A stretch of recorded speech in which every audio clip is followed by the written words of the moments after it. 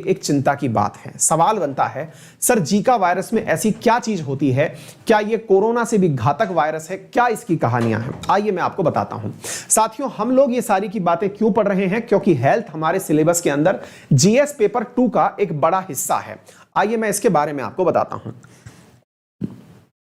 बात यूं है साथियों कि जब हम बात करते हैं जीका वायरस की, तो जीका वायरस असल में इंडियन वायरस नहीं है, ये चाइना से भी नहीं आया है। तो ये आया कहां से? तो साथियों ये वायरस आया है युगांडा से। युगांडा कहां है? अफ्रीका में है।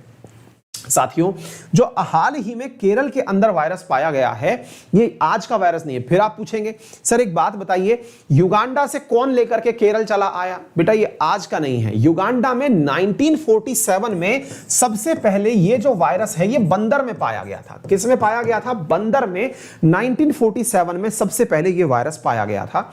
उसके बाद ये वायरस युगांडा से ही निकल करके बंदरों से इंसान में प्रवेश किया और इंसान में 1952 के अंदर सबसे पहले ये वायरस इंसान में पहुंचा। क्लियर है? इसके बाद में साथियों ये युगांडा के ही नजदीक से होते हुए तंजानिया में पाया गया। अब आप पूछेंगे सर ये वायरस में होता क्या है? साथियों ये वायरस एक मच्छर है, मच्छर की वजह से फैलता है, जिसका नाम है एडीज एजिप्टी।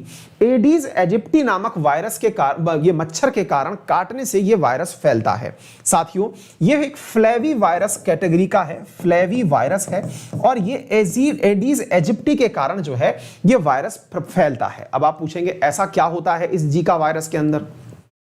सबसे खतरनाक चीज तो यह है साथियों कि जीका वायरस एक ऐसा वायरस है जो अगर किसी गर्भवती मां के शरीर में प्रवेश कर जाए तो गर्भवती मां के शरीर में प्रवेश करके ये माता से जो संतान गर्भस्थ शिशु है, वो जो गर्भनाल के माध्यम से जुड़ी हुई है, उस गर्भनाल से होता हुआ ये गर्भस्थ शिशु में भी पहुंच जाता है।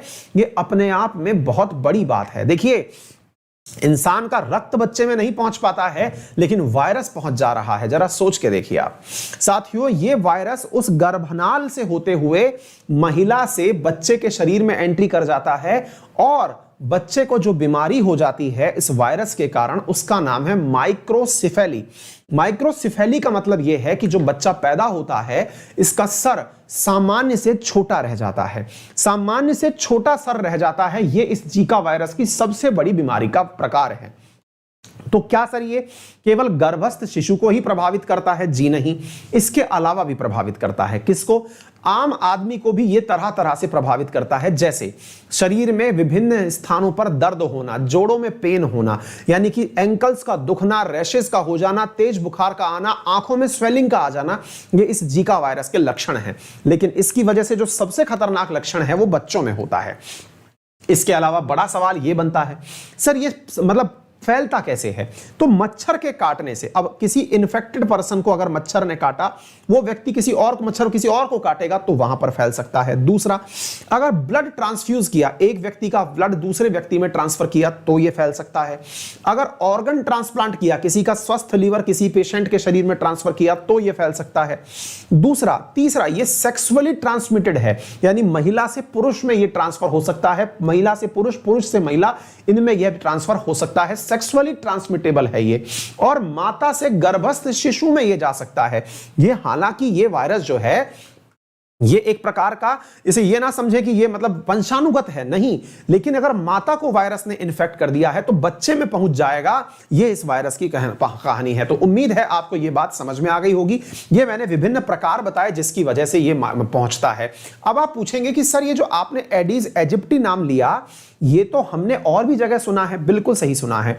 डेंगू और चिकनगुनिया जो है ये दोनों भी वायरस जनित बीमारियां हैं और ये भी एडीज मच्छर के काटने से होती हैं। और मैं आपको बताऊं, इन दोनों के लक्षण जो है ना, डेंगू, चिकनगुनिया और जीका, इनके लगभग एक जैसे ही लक्षण होते हैं। इन एक जैसे लक्षण में ये जब बच्चों में पहुंचता है तो इसके लक्षण अलग दिखाई पड़ते हैं, अदरवाइज तो लोग पहचान ही नहीं पाते कि क्या जीका वायरस आ गया है। केरल में इसके लिए नेशनल इंस्टीट्यूट ऑफ वायरोलॉजी में इसके सैंपल भेज दिए गए हैं और ये आपके सामने मैंने सारी जानकारी दे दी है। तो भारत में, अब आप पूछेंगे सर क्या इसका कोई इलाज विलाज है? साथियों इसका अभी तक ना तो कोई वैक्सीन है ना कोई दवा है, क्योंकि ये फैटल डिजीज नहीं है, इसकी वजह से मौत होने की घटनाएं बहुत कम होती हैं, इसलिए इसके बारे में कभी प्राथमिकता दी ही नहीं गई। क्लियर है? चलिए, तो ये सारी की सारी बातें आपने देख ली। ये है एडीज मॉस्किटो, ये अपना प्रदर्शन देते हुए आपको दिखाई दे रहा है, थोड़ा सा इस प्रकार से बैठता है, आपके शरीर पर भी आपने कई बार देखा होगा। जीका वायरस जो है वो इसी के शरीर से दूसरी जगह ट्रांसमिट होता है। क्लियर है? तो ये मैंने आपको बता दिया है। चलिए आगे बढ़ते हैं साथियों अगले प्रश्न की तरफ।